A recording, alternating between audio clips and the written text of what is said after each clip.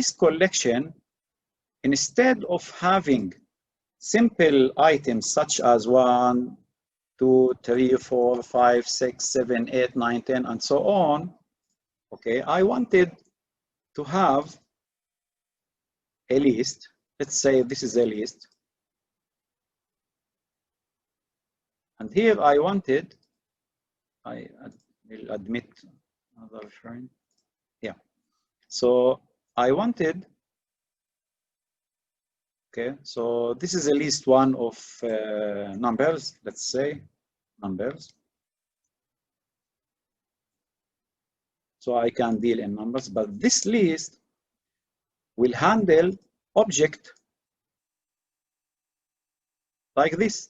So each element in this list will be an object, but this element in this list will be a number.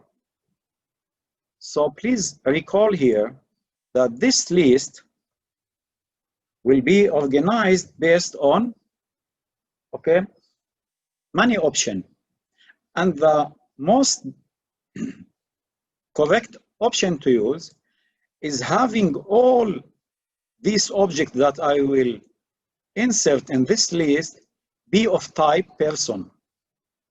So even though I instantiate using the derived classes objects from the following classes, okay, but I can add it at the same list, and now the list can be related with a series of objects of type person.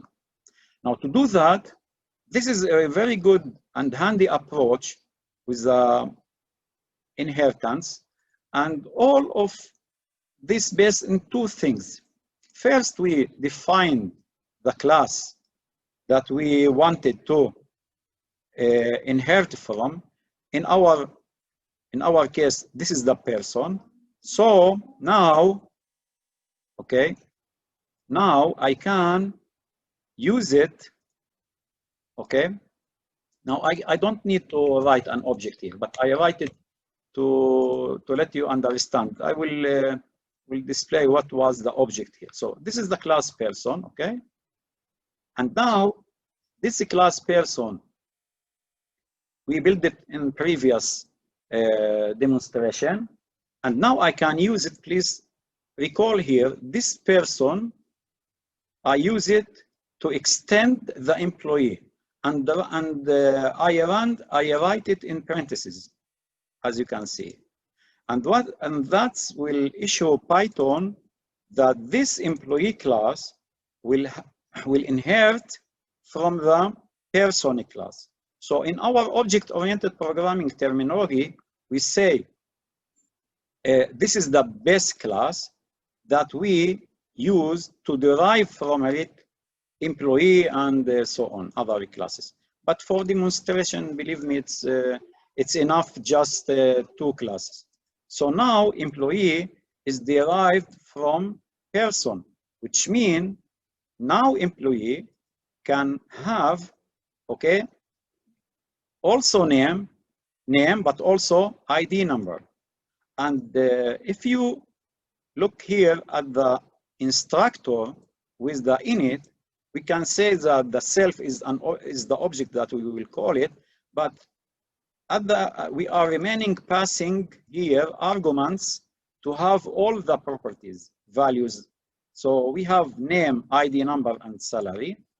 But as you can see here, I use that salary and the post to initialize the employee object here. But at the same time, I could write self dot, for example, name, okay, and let it be name. But okay, and also even to write self dot ID number to be ID number, okay, and to ignore this initialization. Okay, so in this way, I could build all the object data in the memory. So object is a data in the memory. In our terminology, we will continue to use it as an abstraction way to emphasize an object, but it is a memory location. So instead of reinitialization, the name and the ID number, as I did before here, we can use the init method of class person, which we are deriving from, which we are inheriting from. This is the terminology.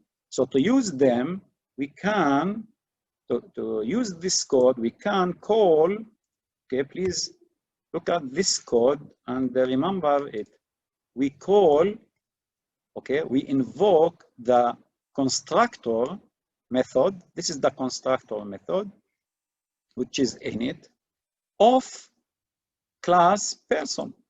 And by passing to this constructor of class person the name and the ID number, this is the same as we type it here, the same things.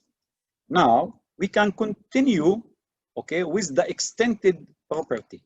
So here we have two property of type person, but we added here, we extend our employee by adding two other property, which is salary and post. So doing that allow us to first code reuse, second to organize our code. And to organize our code, please remember this, okay, this kind of things that we want to deal with, and it is aim having a collection of objects rather than each time I use the derived object, okay, I can use the base object and initialize a collection with this kind of object. So when each time I need to work with the list, I can work with those objects that all of them share the same data if I wanted, but I can work with them in other way. We will see that, okay? And so we want the extended property. But I'm not going to talk about that now, but the object-oriented programming build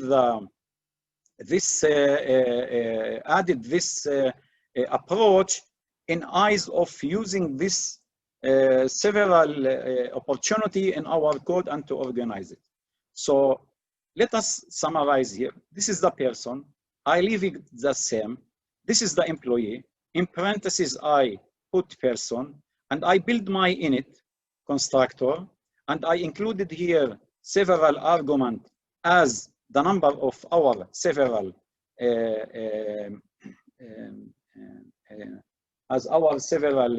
properties, which are 4. Now I initialize the 2 first arguments with the 2 first property of this employee using the base constructor of class person, which we will call it here. Then I added the newest code. And by this way, I achieve simplicity.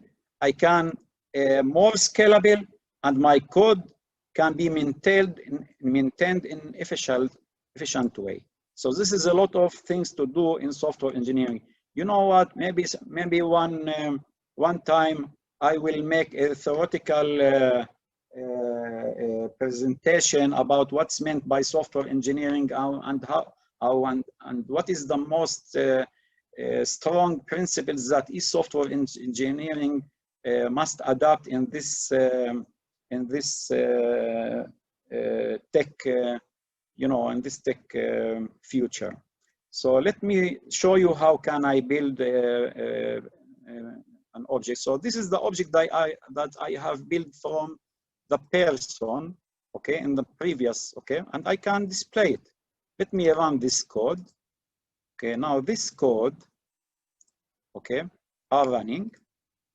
Let me clear here, clear the code, the output, and the run. And as you can see, I type my name, okay, and my ID from previous demonstration.